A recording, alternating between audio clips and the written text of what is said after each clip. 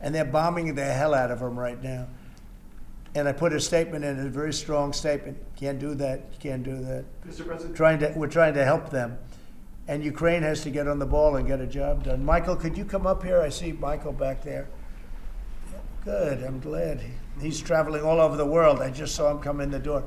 Could you give a little definition of what's going on, please? Sure. Well, the president has been crystal clear, and he's been clear to all sides. The fighting has to stop. Both sides need to get to the table. We had a good engagement. Both leaders have said only President Trump could do so, and only he has been able to do so. We had an initial engagement with the Russians. The Ukrainians had a great opportunity to bind our economies together through that mineral deal. Unfortunately, that didn't go so well, but we think we're going to get things back on track. Secretary Rubio, myself and the Ukrainian delegation will be meeting in Saudi Arabia next week to get these talks back on track, get a ceasefire in place, and drive peace home under President Trump's leadership. I think both parties want to settle. I think if I wasn't president, this war would have had no chance of settlement, zero chance. But I think we're going to get it settled and stopped. We got to stop. They're losing on average 2,000 soldiers a week. That's a lot of soldiers. Do you agree, Peter? It's a lot of soldiers on both sides, I agree.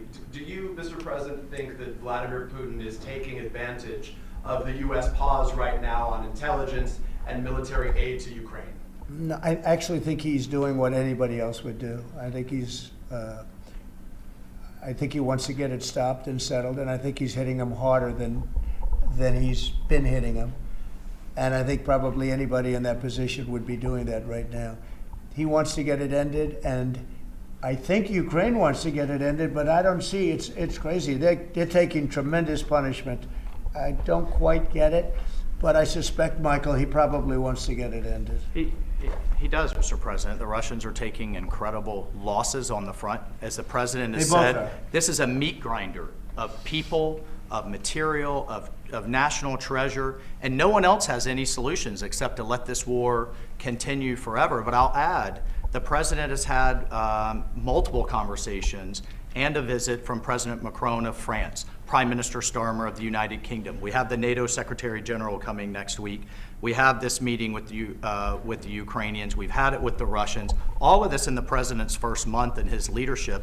We will engage in the shuttle diplomacy, and we will continue to use his leadership and what leverage we have to get both sides of the peace table. It's not going to be easy, but President Trump... This war should have never happened. It would have never happened if I were president.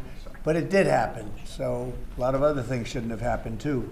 We shouldn't have 21 million people pouring into our country through open borders, many of whom are criminals, very bad criminals, including murderers, thousands of murderers. Many killed, far more than one person, and they're roaming our streets. But Tom Homan and Kristi Noem are doing an incredible job, and we're getting them out of here. And we'll get them out. We'll get them all out. But all these things shouldn't have happened. We shouldn't have inflation. We shouldn't have had this horrible inflation where the prices have gone up. Look at eggs.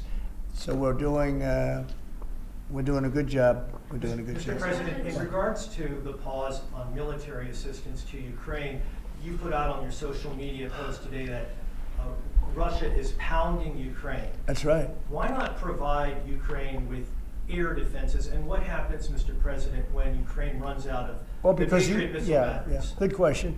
Because I have to know that they want to settle. I don't know that they want to settle.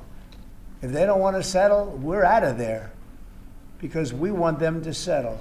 And I'm doing it to stop death, more important than anything else. Secondarily, way down the line is the money.